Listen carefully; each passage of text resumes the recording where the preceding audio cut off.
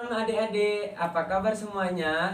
Lausa harap kita semua masih dalam keadaan sehat. Nah, hari ini Lausa akan kembali memulai cerita tentang firman Tuhan. Tapi sebelum menceritakan tentang firman Tuhan, mari kita bersatu di dalam doa. Tuhan yang bertata dalam kerajaan surga, terima kasih atas segala berkat-Mu hingga saat ini kami masih boleh hidup, kami masih boleh bertemu dengan orang yang kami sayangi. Itu semua karena berkat dan penyertaan yang Tuhan berikan bagi kami. Tuhan, pada saat ini kami akan mendengarkan firman Tuhan. Kiranya Tuhan yang memberkati kami supaya kami dapat mendengarkan firman Tuhan dengan baik, dengan konsentrasi, supaya kami dapat mengerti apa yang akan diajarkan oleh Lause. Dan Tuhan juga memberkati Lause supaya Lause dapat bercerita tentang firman Tuhan dengan baik. Di dalam nama Tuhan Yesus kami sudah berdoa dan mengucap syukur. Haleluya, amin. Nah, adik-adik, mungkin dari kita punya salah satu teman yang sangat bandel atau sangat jahat, sehingga kalau misalnya dia bikin sesuatu yang jahat, kita laporkan kepada guru, namun guru kita tidak menghukum dia, malah cuma menasehati dia dan mengampuni dia. Tapi kita tidak boleh seperti itu. Kita tidak boleh mengharapkan dia dihukum, karena kita sesama manusia tidak ada yang sempurna. Kita tidak boleh menghakimi siapapun, karena yang menghakimi hanyalah Tuhan saja. Nah, hari ini Lause mau bercerita tentang Nabi Yunus. Nah, pada suatu hari di kota Niniwe, di sebuah kota yang sangat besar, kota ini banyak sekali orang-orang yang sangat jahat. Orang-orang di Niniwe tidak tahu membedakan tangan kanan dan tangan kiri. Maksudnya adalah mereka tidak tahu apa yang baik dan mereka tidak tahu apa yang jahat. Sehingga Tuhan Yesus mengutus Nabi Yunus untuk pergi ke Niniwe agar orang-orang Niniwe dapat bertobat. Namun Nabi Yunus menolak perintah Tuhan karena ia tahu bahwa bangsa Niniwe adalah musuh dari orang-orang Israel. Ia pun menolak agar orang Niniwe dihukum oleh Tuhan. Ia lari dan tidak mematuhi perintah Tuhan, dan ia pergi ke kota Tarsus. Yunus menumpang di sebuah kapal layar untuk menuju ke kota Tarsus. Di malam hari, Yunus tertidur dengan sangat nyenyak. Namun tiba-tiba Tuhan menurunkan badai besar sehingga membuat kapal yang dinaiki Yunus terombang-ambing. Orang-orang di kapal pun sangat takut dan membuang sebagian besar barang-barang dari mereka. Namun kapal tetap terombang-ambing sehingga mereka membuang undi agar untuk mengetahui siapa yang membuat kapal badai besar ini.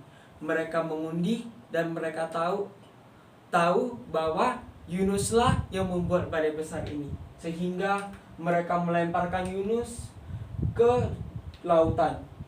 Lalu ketika di lautan, tiba-tiba ada ikan besar yang langsung menelan Yunus, sehingga Yunus ditelan dan masuk di dalam perut ikan. Nah, di dalam perut ikan, Yunus sangat menyesal.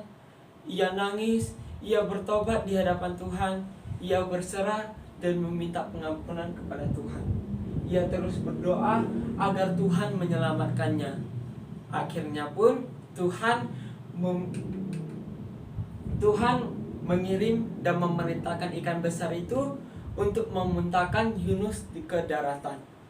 Ketika Yunus sudah ke daratan, Tuhan pun mengutus Yunus kembali ke kota Niniwe untuk kedua kalinya.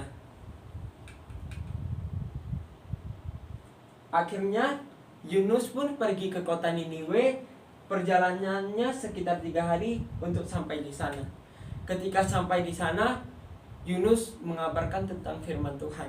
Ia meminta supaya orang-orang di Niniwe bertobat dan percaya kepada Tuhan. Namun orang Niniwe tetap saja melakukan kejahatan, tetap saling mencuri, saling membunuh, saling berantem sehingga Yunus pun kesal dan Yunus ingin orang di Niniwe dihukum oleh Tuhan.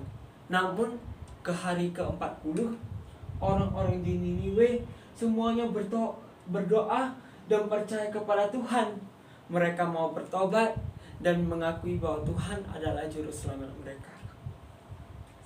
Lalu orang Niniwe pun akhirnya tidak berbuat jahat lagi dan mereka bertobat, sehingga Tuhan tidak jadi menghukum mereka. Nah, adik-adik, dapat kita lihat dari cerita Nabi Yunus bahwasannya kita tidak boleh menghakimi siapapun, karena Tuhanlah yang memegang kendali atas penghakiman. Kita sebagai manusia dan sebagai orang berdosa, jika kita memiliki kesalahan, kita harus berdoa. Kita mengakui di depan Tuhan lewat doa dan meminta pengampunannya supaya Tuhan tidak menghukum kita. Nah, adik-adik, untuk anak kelas kecil ayat hafalannya nggak usah ambil, yaitu ia yaitu Tuhan sabar terhadap kamu. Untuk kelas sedang dan kelas besar itu dari 2 Petrus 3 ayat 9, yaitu Tuhan tidak lalai menepati janjinya sekalipun ada orang yang menganggapnya sebagai kelalaian. Tetapi ia sabar terhadap kamu karena ia menghendaki supaya jangan ada yang binasa, melainkan supaya semua orang berbalik dan bertobat. Nah, hari ini kita sudah selesai mendengarkan firman Tuhan. Lalu saya minta supaya contoh memimpin kita dalam doa.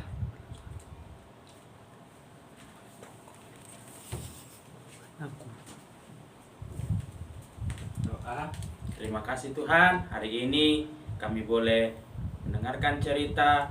Ajar kami Tuhan untuk selalu taat akan firman Tuhan, untuk kami selalu menjadi pelaku firman Tuhan.